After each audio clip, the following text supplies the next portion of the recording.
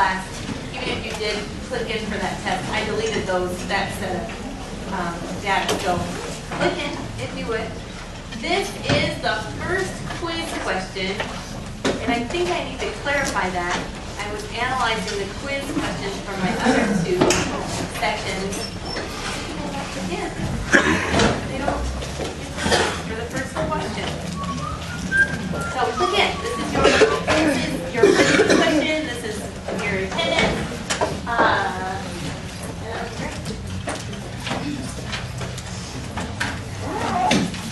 Welcome back to class. I am the B band, the main stage entertainment today, which is Instructor Bill Muller. I know you must hit that one. I have to like being the B band. You know, I'm a good follower. I think that while leadership is great, we should also hone our followership qualities, and so I'm just glad to be with Bill today. Bill will be talking about reasoning, which is in support of persuasive speaking. We like it, I know. And you'll like his message, I know you will. And the persuasive chapter that you should have read for today talked about some common principles that are very important, but they're pretty elementary. We talked about speaking to persuade in terms of strengthening someone's commitment or weakening their commitment on their ideas, their values, and beliefs about the topic. We talked about the most drastic change as a result of an effective persuasive message. And what is that? What happens? What's the most dramatic result? Yes, change, conversion, changing someone's mind. Or maybe you would like call someone to action. So buckle your seatbelt today. So quit smoking. There are all sorts of calls to action that you might consider.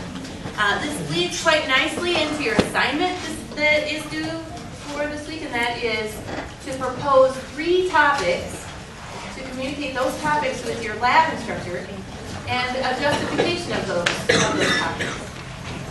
Some of you have gotten that done. Some of you are sitting there thinking to yourself at this very moment, what in the world I want to persuade these people about? And my advice to you is to use some of the resources that we have. Use myself, use your lab instructors. I prefer to talk with you face to face.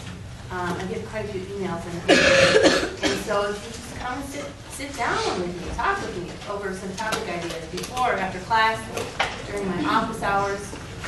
Talk to your lab instructor.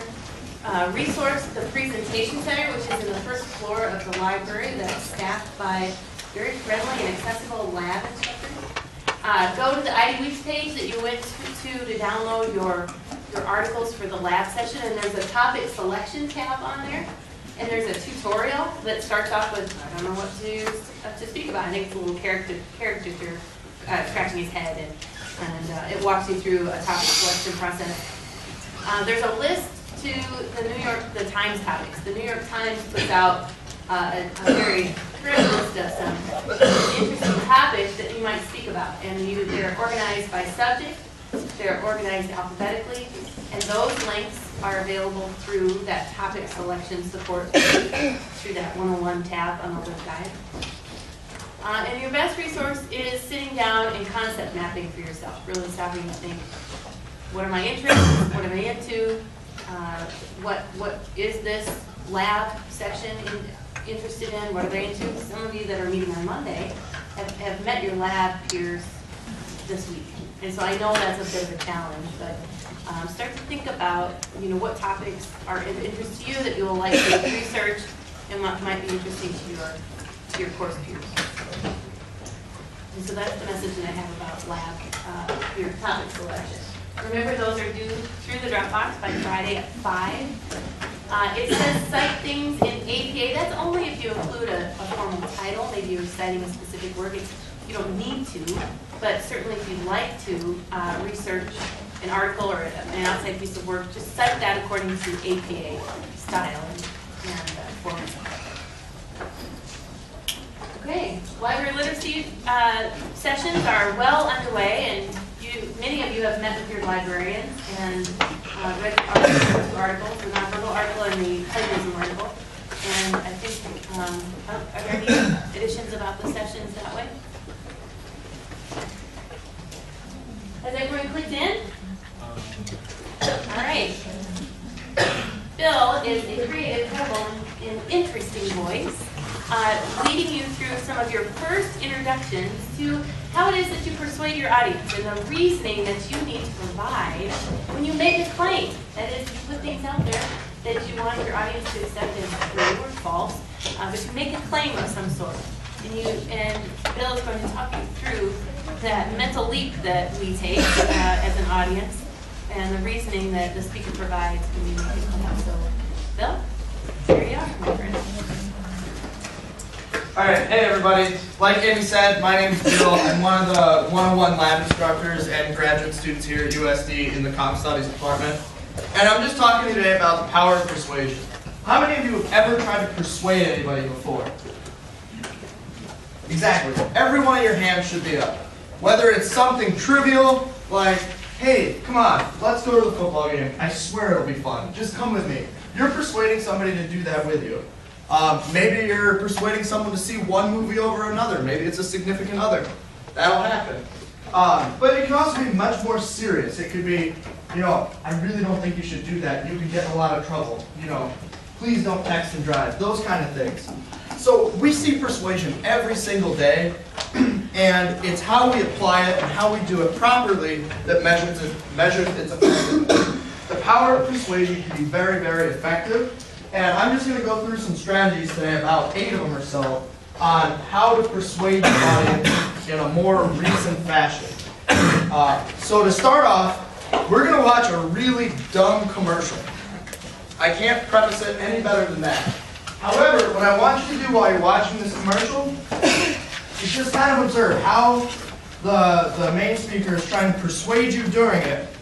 And when we get done with the 8 slides or so, we'll go back and we'll kind of discuss the rhetorical measures he used.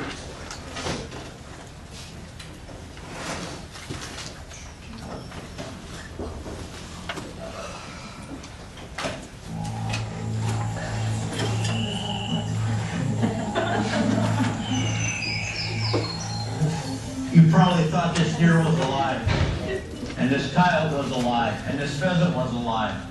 Nope. They're dead. Demised by Chuck Testa, Ojai Valley taxidermy. I specialize in the most lifelike dead animals anywhere. Period. We got antelope driving a car. No, it's just Chuck Testa. Oh, there's a bear in my bed. No. Hold on a second. There's a leopard sitting on an impala out on my deck. No. Just Chuck Testa with another realistic mount. Chipped and eat from anywhere. All Chuck Testa for the most lifelike dead animals around, period. I know, just order a drink. No.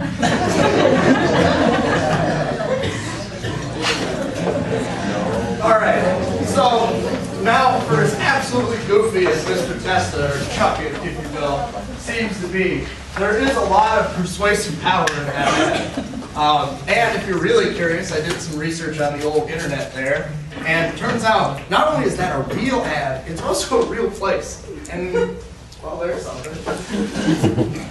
So, we're going to talk about rhetorical proofs today. Rhetorical proofs are methods of how you persuade your audience. They're strategies you can use to enhance your argument, basically. So the first one we're going to talk about today is an example. An example is a specific instance that demonstrates a general claim. So what is true of the specific is true of the general. So I became a good driver from taking driver's education. That is a specific example. That's your specific claim. And then as you go from the whole, it will say, others will become good drivers if they take driver's education. That's taking a small instance and blowing it up to the mainstream. And as we go through, all of these examples that I'll use are found in the book in chapter 10. So don't panic if you don't get it written down or whatever. You can go back and find it. But before we go on, let's think about some other examples that may enhance persuasion. Think of individual claims that can be applied to a general phenomenon. Somebody toss out something. All professors at the University of South Dakota are cool. Bill is a professor at the University of South Dakota. Therefore, Bill is cool. You see how it kind of works? You take a specific example and you make it apply to everything else. What are some others that you could use?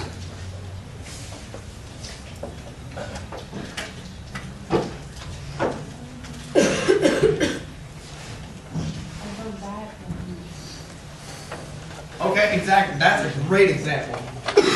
How many of you have seen not only the Diet Coke commercials, but like P90X or Insanity ads? Those just ungodly, obnoxious infomercials. Where it's like, I lost 65 pounds in 90 days. You can too. That's a general example applied, or a specific example applied to the general. You see how it's one instance that can make the whole? A lot of these kind of examples are anecdotal, which is a type of supporting material that was talked about earlier this week. So the next one that we have are analogies. An analogy is a comparison of people, places, things, events, or more abstract concepts. So if two things are alike in most respects, they will be alike in this respect. The example the book uses: Japan has fewer gun deaths, and guns are illegal in Japan. Therefore, they conclude, the United States would have fewer gun deaths if we made guns illegal. Now, how does this analogy work? Why does it work?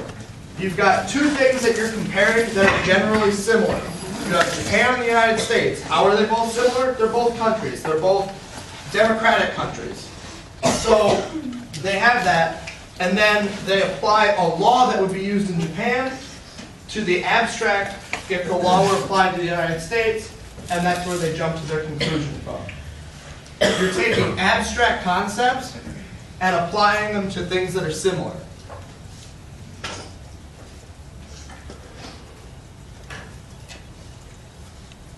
Does anybody have what could be considered an example of another analogy?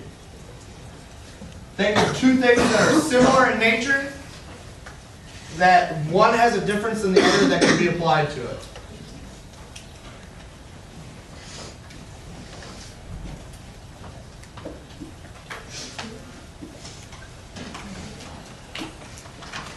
You guys got to drink some more Red Bull in the morning.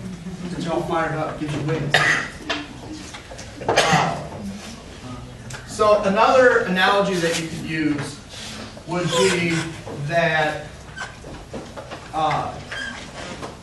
USD and SD, you would say that USD football games are really crowded and really fun. You could then apply that to if SDSU would have more fun if people actually went to their football games. You can see that you have two similar things. USD and SDSU are both colleges, but we all know they're way different, right? Am I right? So you have that, and then you can make that claim that applies between the two. So the next type of rhetorical proof we'll go through are signs. Signs are it's not just a bad 80s song by Tesla. It's actually something that's seen in and stands for the unseen. There are three types of signs that we have. The first is physical observation. I don't know if it's still there. No.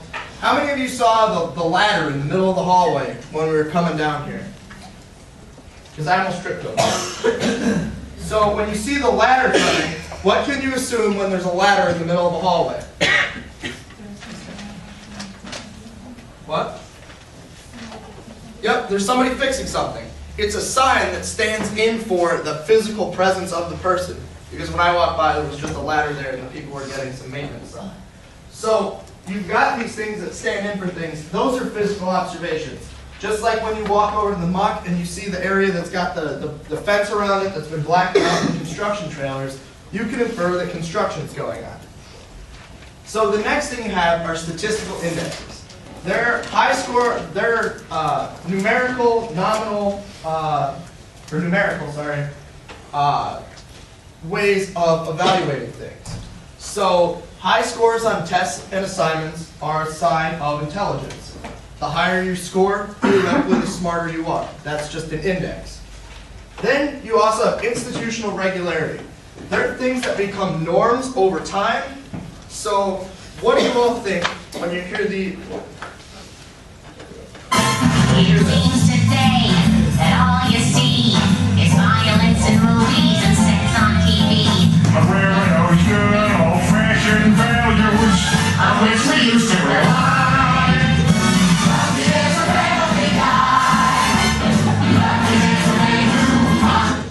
So, when you hear the Family Guy theme song start, say you're in another room, and you just hear that music start right up. What do you think?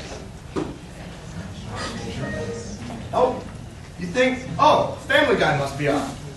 Because it's a sign for the actual show. You may not be watching it, but over time, that theme song has become to represent Family Guy.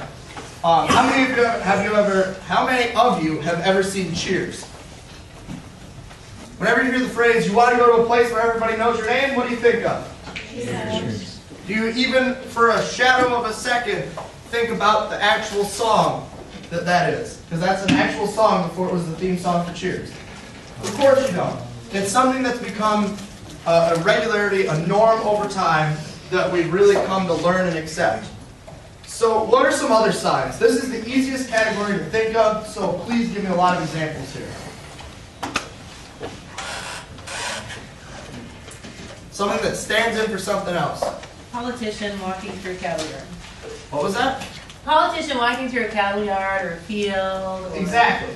Amy's kind of tipping my hand here, but my area of emphasis is political communication, specifically political advertisements. And it's an election year, right? So you're going to see a lot of signs that stand in for things. There's a new ad that comes out this week that has a gentleman walking through a herd of cattle. He describes the herd of cattle, he talks about it, but he never really talks about why he's there. And why is he there? That's a sign that he used to be a farmer, right? There's another one this week that just came out where Congresswoman Noem is riding a horse through a field. What can you assume by seeing Congresswoman Noem ride a horse through a field? What? Well, that wouldn't be the sign, but yes, it's a sign that she's into agriculture, she's down to earth, and likes to ride horses. That's what the stand-in sign is for. What are some other signs?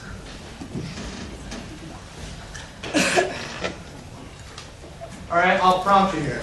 You're driving down the highway, you're heading out to Rapid City, and it's the middle of summer, it's like 110 degrees, and you can see for miles. You're at that place where there's really no hills.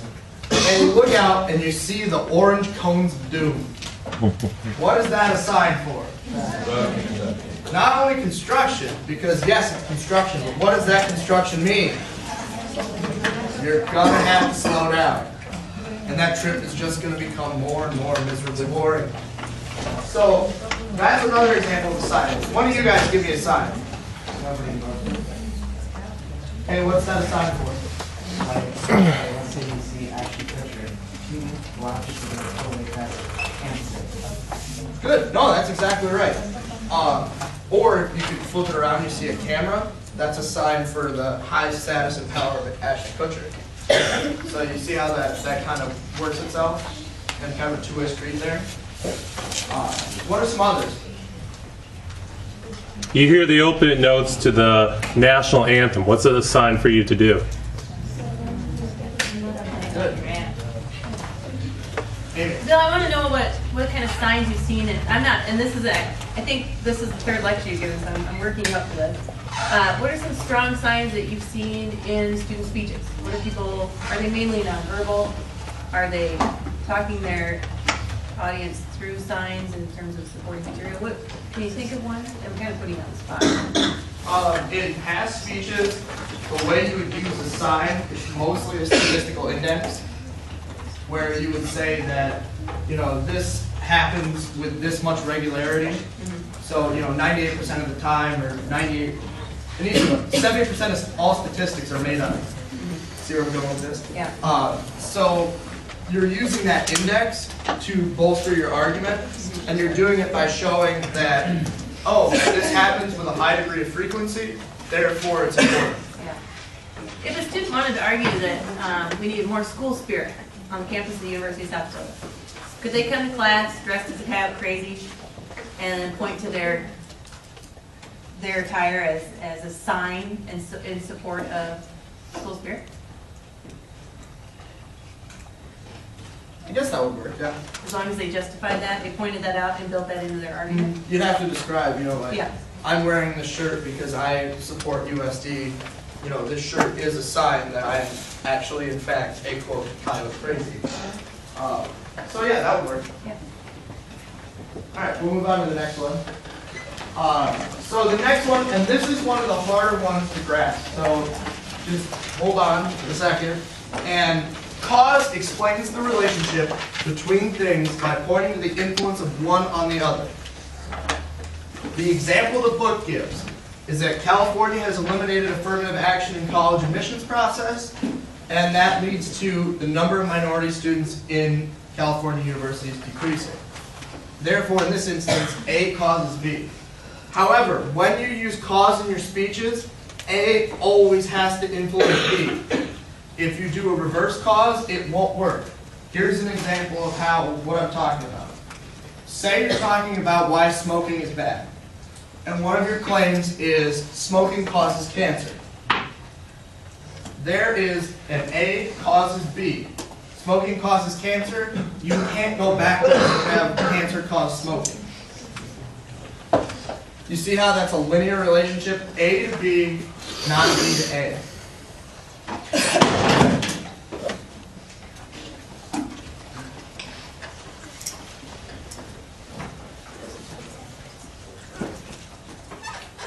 Does anybody have a type of cause that you might come up with? What are two things that could cause each other that you could think of?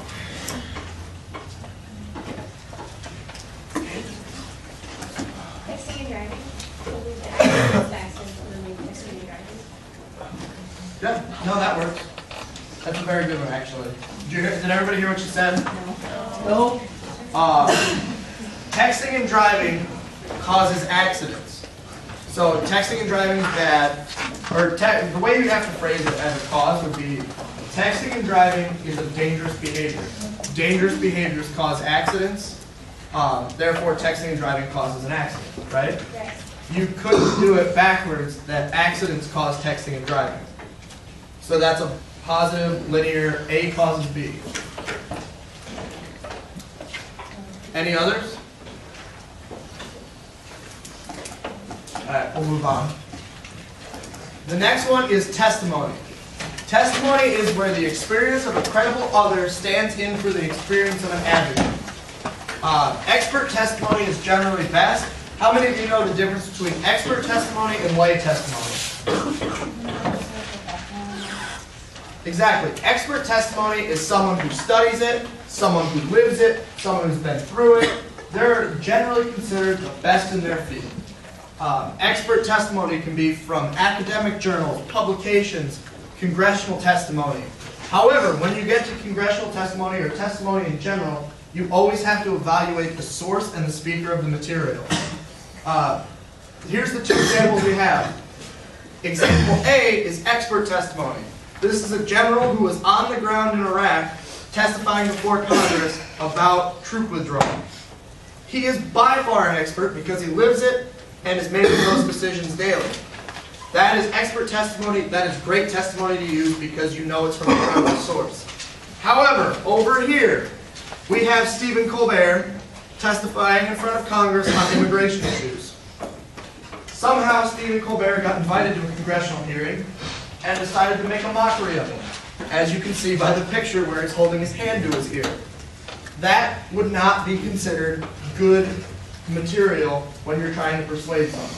It's just information that obviously could be taken down. Because when you make your persuasive argument, you want to use the strongest evidence possible that leaves fewer holes for someone to take apart your argument.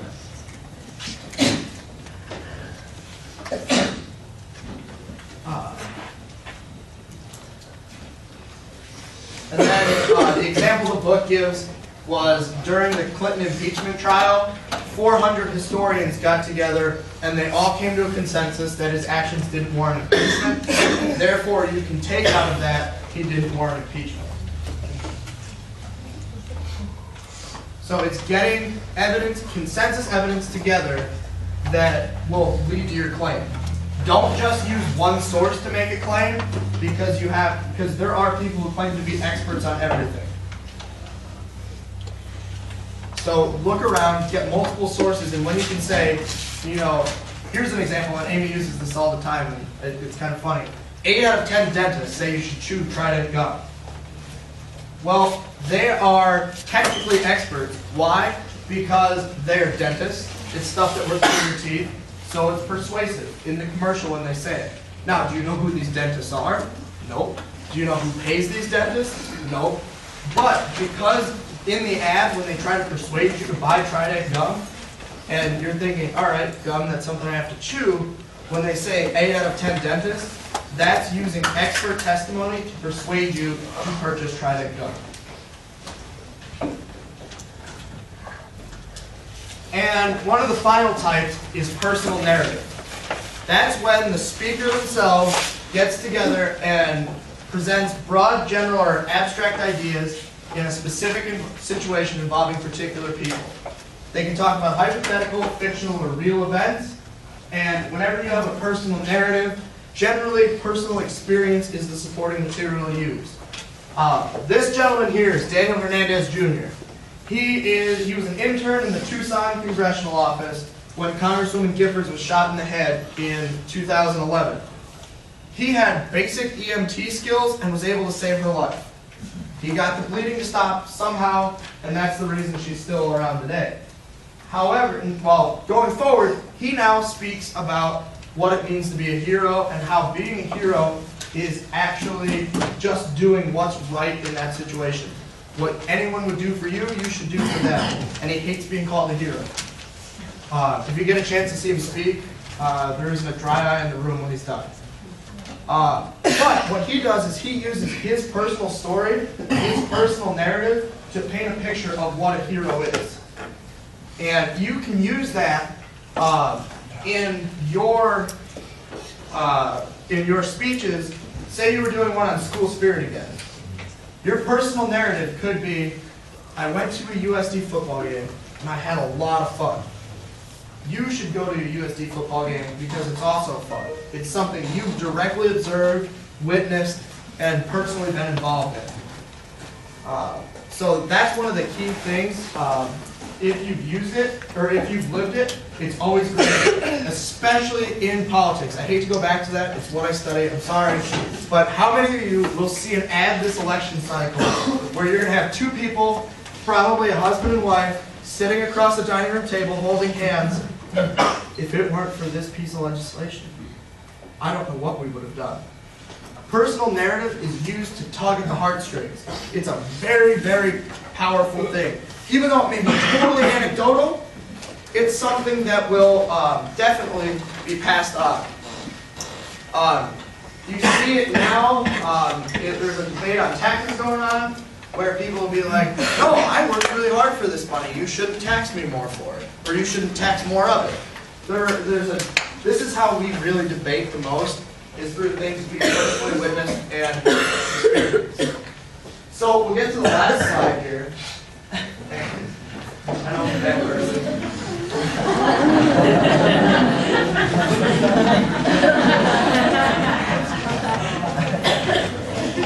Spoiler alert, by the way.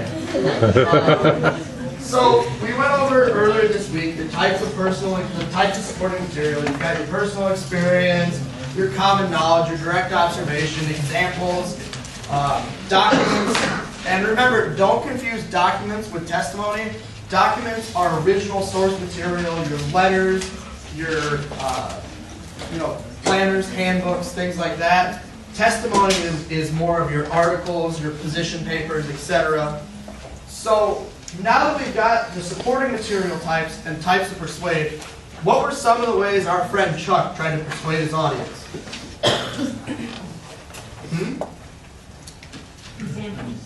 He used examples, exactly. So example was the type of rhetorical proof he used because he brought out all these people who was, oh, these animals are so lifelike you'll think they're real. What was his supporting material to his example?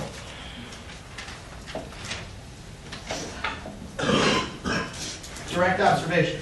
You had everybody witnessing him doing whatever, God knows what, with the stuffed animals, whether it was popping out of a bed, which, who else thought that was really creepy? Yeah. Okay, I'm not the only one, good.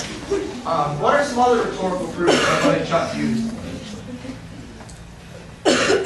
There's about 3 of them.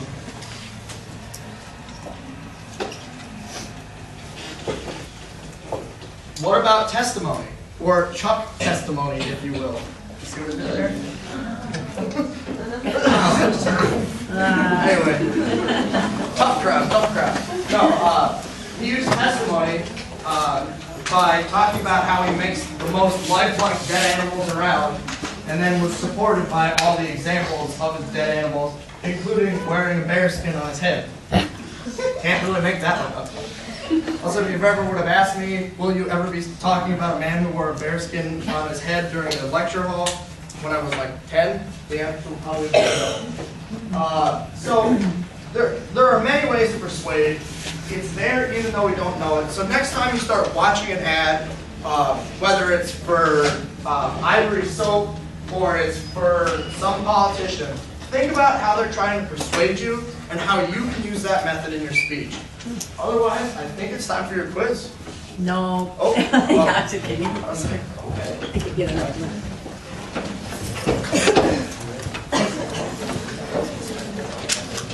Okay. Nice job. Let's give our friend Bill a hand.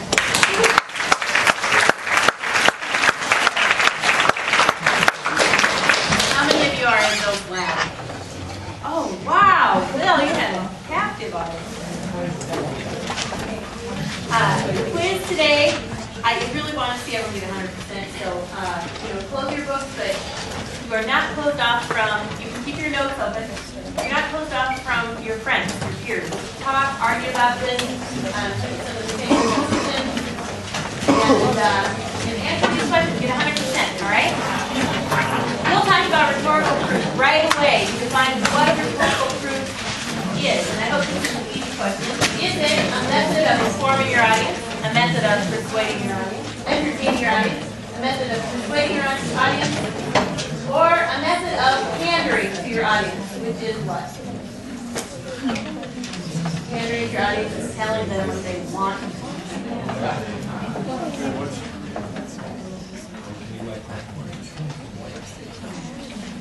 What is a rhetorical proof?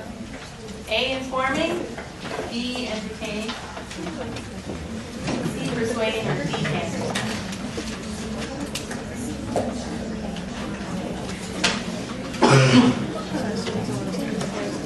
You think you know? You can ask. It's easy. You can see a green light on your clicker if it's working correctly. If it's not working correctly, you get a red light. Please answer every question. And the answer is? You can still change your answer. The answer is indeed C. It's a way of persuading your audience. One of you knows that. All right.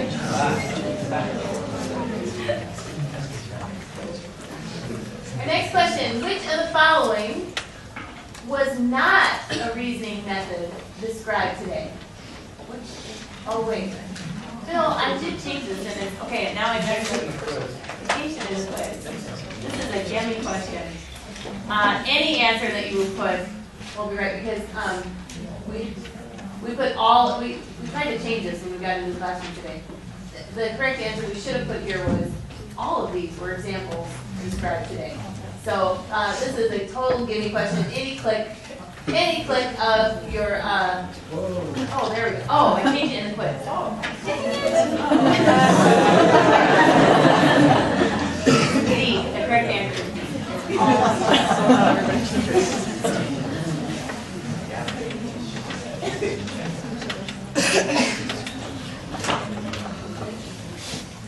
Are you trying to tell me that from the measurement? Generally speaking, lay test testimony is better than expert testimony. Layman's opinion testimony, expert.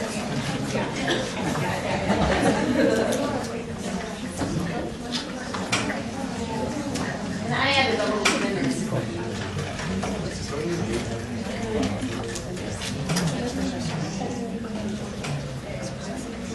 Okay, ready?